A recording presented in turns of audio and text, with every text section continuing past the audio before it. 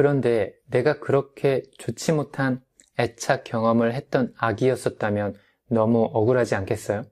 내 잘못도 아닌데 부모님이 나를 어떻게 돌보아 주었느냐에 따라 내가 어떤 정서적 상태로 살아가게 될지, 즉 편안함과 행복감을 느끼면서 살게 될지, 불안함 때문에 항상 스트레스를 받으며 살게 될지가 결정이 된다는 거니까요. 그래서 어떤 부모님을 여러분이 만나느냐가 인생에서 제일 중요한 부분이라고 해도 틀린 말이 아닙니다. 이런 질문을 여러분에게 해보면 어떻게 대답하시겠어요? 여러분은 여러분의 부모님에게 감사함을 느끼나요? 여러분은 부모님을 사랑하세요? 또 부모님은 여러분을 사랑했었나요? 이런 질문들에 여러분이 어떤 대답을 하느냐에 따라 여러분의 인생이 어떻게 펼쳐져 왔었는지, 그리고 앞으로 어떻게 펼쳐질지가 굉장히 많이 결정됩니다.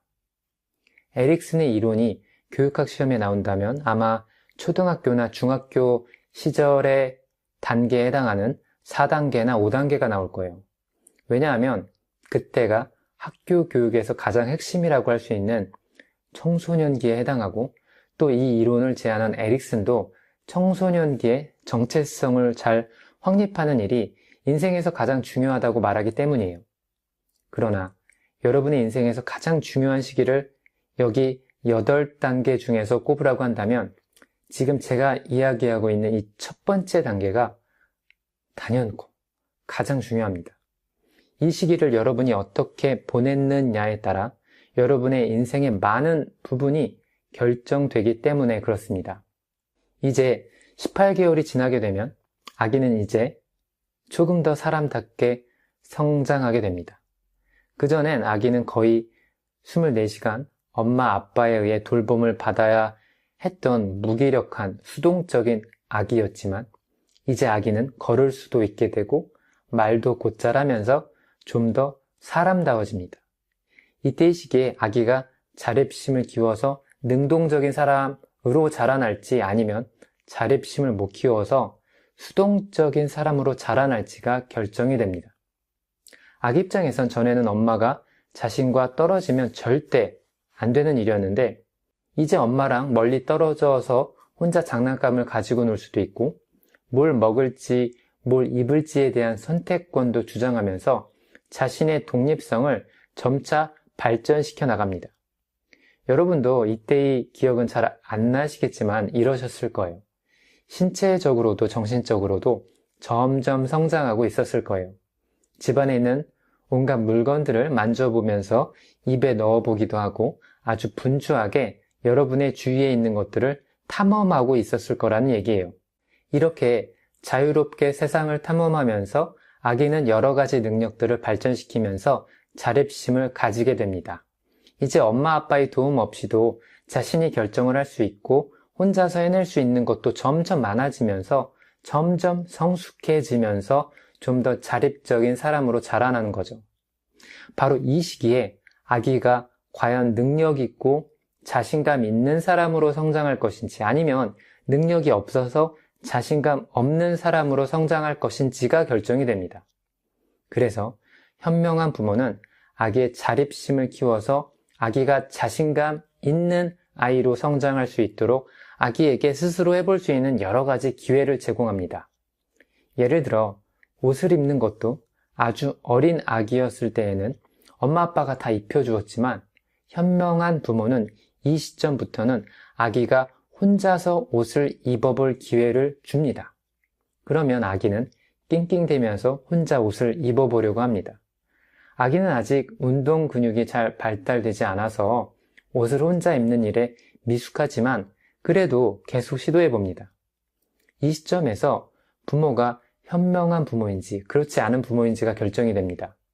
보통 우리 한국 부모들은 아이가 옷을 혼자서 낑낑대면서 옷을 잘 못 입고 있는 모습을 보면 어떻게 합니까? 어떻게 할 것 같으세요? 옷을 대신 입혀주겠죠. 그렇지 않나요? 네, 한국 부모들은 대부분 아기 옷을 대신 입혀줄 거예요. 옷을 대신 입혀주는 게 아기를 위한 거라고 생각하니까요. 그게 부모라면 당연히 자녀를 위해 해주는 거라고 생각하는 거예요. 그런데 절대 그것이 자녀에게 도움이 되는 일이 아니거든요. 아이가 혼자서 옷을 입을 수 있는데도 아이의 옷을 대신 입혀준다면 아이가 자립심을 키울 수 있는 기회를 박탈해버리는 거예요. 만약 아이가 혼자서 낑낑대면서 옷을 스스로 입었다고 생각해보죠. 이 아이는 옷을 스스로 입을 수 있었던 거에 대해서 어떻게 느낄까요? 자랑스럽게 느끼겠죠. 스스로 성취해낸 거니까요. 성인 입장에선 혼자 옷을 입는 게 아무것도 아니겠지만 아기 입장에선 대단한 일을 해낸 거예요. 그래서 아기는 자신이 능력 있는 사람이라고 느끼게 되는 겁니다. 그래서 이런 아이는 나중에 커서도 능력 있는 사람, 자신감 있는 사람으로 자라날 가능성이 커지는 거예요. 하지만 옷을 엄마가 대신 입혀주게 되면 아이 입장에선 스스로 성취할 기회를 박탈당하는 거니까 능력을 키울 기회도 사라지고 따라서 자립심도 자라나지 않게 됩니다. 도전하지 않고 수동적인 아이로 자라나게 되는 거예요. 예전에 전 마누엘과 아일린이라는 프랑스 부부와 친하게 지낸 적이 있어요.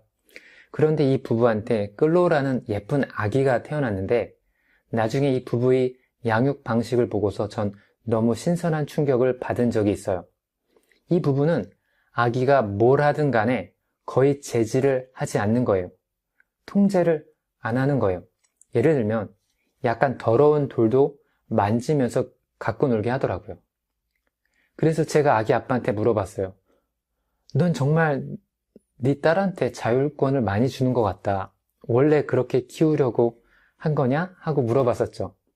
그랬더니 아기 아빠가 얘기해 주기를 아기가 자기 스스로 가능한 많이 경험해 보는 것을 원하기 때문이래요.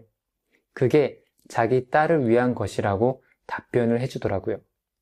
전 이 말이 너무 신선하고 약간 충격적이었어요. 한국의 부모들은 하나부터 열까지 모두 대신 다 해주는 경우가 많잖아요. 부모가 다 대신 해줘요. 아이가 스스로 선택해서 뭔가 하는 걸 보는 걸 두려워하는 것 같아요. 중학생 나이가 돼서도 버스를 혼자서 못하는 애들도 많아요. 어떤 경우는 아이가 초등학교 고학년이 되었는데도 위험하다면서 전기 플러그를 대신 꽂아주는 엄마들도 있어요. 아이가 뭘 하고 싶다고 하면 못하게 하는 부모님들도 되게 많죠. 그런데 이 프랑스 부부는 아기한테 해가 되지 않는 한 가능한 모든 걸 해보도록 허용해 주더라고요. 그게 아이한테 나중에 더 도움이 될 거라고 하면서요. 한국과 프랑스의 너무나 다른 양육 스타일 때문에 굉장히 인상 깊었던 기억이 아직도 남아있어요. 그래서 현명한 부모는 아이가 옷을 혼자서 입어보는 시도를 해보도록 기다려줍니다. 그러면 이때 부모에겐 뭐가 필요하겠어요? 참을성이 필요합니다. 나는 금방 하는데 아이는 느리니까 성질이 급한 부모들은 아이가 스스로 해보는 시도를 못 기다립니다. 그리고 이걸 못 기다리면 스튜핏한 부모가 되는 겁니다. 물론 아이가 계속 혼자서 옷 입는 걸 시도했는데 계속 실패한다면 그래서 아이가 도와달라고 하면 그때는 도와줘야 합니다.